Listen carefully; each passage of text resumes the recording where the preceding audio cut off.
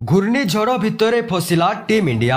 West Indies Barbados रे वर्तमान hurricane बारिल विपद।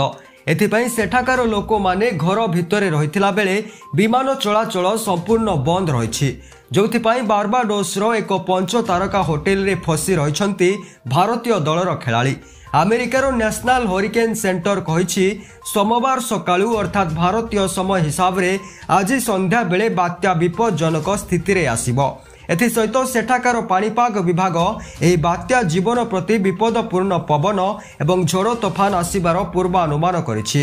तेबे टी20 विश्वकप सरीबार 2 दिन बीती जाइथिले मध्य बात्या पाई खेलाड़ी माने होटेल भितरे सुरक्षित थिबा सूचना मिलिछि। केवल खेलाड़ी नुहंती बरं मैच रिपोर्टिंग पाई जाइथिबा अनेक सांबादिक मध्य एबे बारबाडोस रे फसी रहिथिबा जणा पड़िछि। तेबे सूचना अनुसार बात्या बारिल विपद टलिले एवं विमान चलाचल स्वाभाविक हेला परे टीम इंडिया खेलाड़ी माने भारत फेरिबे बोली जणा पड़िछि।